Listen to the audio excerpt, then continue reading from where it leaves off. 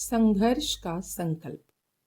दूसरे दिन प्रातःकाल ही अमात्य राक्षस तथा चाणक्य राजमहल के द्वार पर पहुंच गए। महाराज को सूचना भेजी गई। बड़ी देर बाद उत्तर आया कि बुला लाओ। दोनों अंदर गए।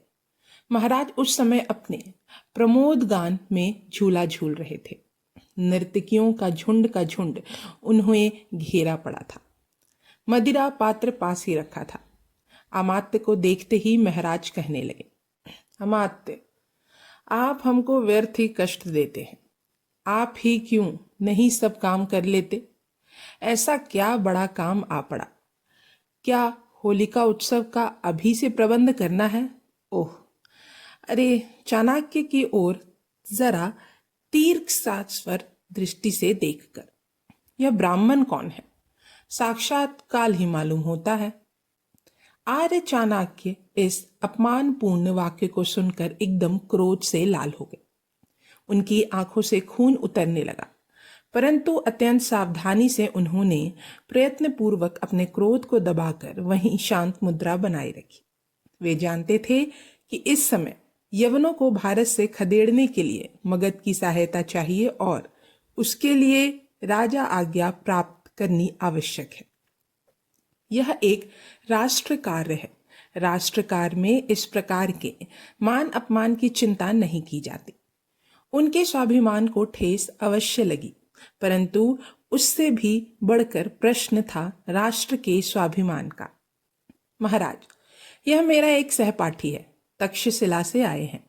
अलिक सुंदर ने पर्वतक की सहायता से पचनंद के राजाओं से युद्ध प्रारंभ कर दिया है तथा वह मगध आने वाला है। मगध की सेना तो तैयार है अमात्य। नई सेना की भर्ती शुरू कर दो और देखो, हमारे लिए कुसुमपुर से दूर पूर्व में एक महल झटपट बनवा दो। हम तो वहीं रहेंगे, लड़ाई से दूर, एकदम दूर। क्यों नर्तकियों, ठीक है ना? महाराज धनानंद ने कहा, मगध की रक्षा के पहले तो पंचनद के राज्यों की रक्षा आवश्यक है महाराज।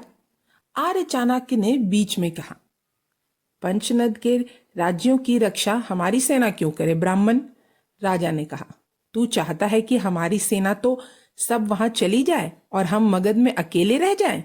धनानंद ने कहा, महाराज, अलिक सुंदर को आगे बढ़ना भारत और मगध के लिए घातक होगा और उसको भारत से बाहर निकालना भी तो मगध राज्य का कर्तव्य है। आर्य चाणक्य ने कहा, हा हा हा, अरे ब्राह्मण, हमको कर्तव्य सिखाने आया है?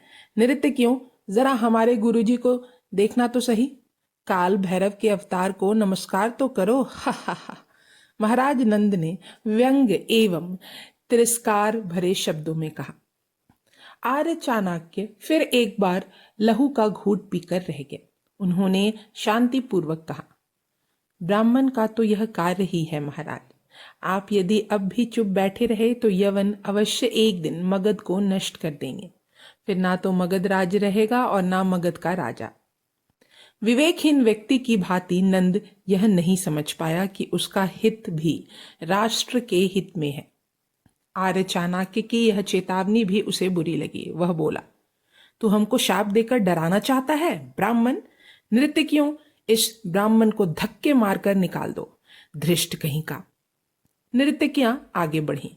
राजा के शब्दों ने आर्य चाणक्य की आशा को भंग कर दिया।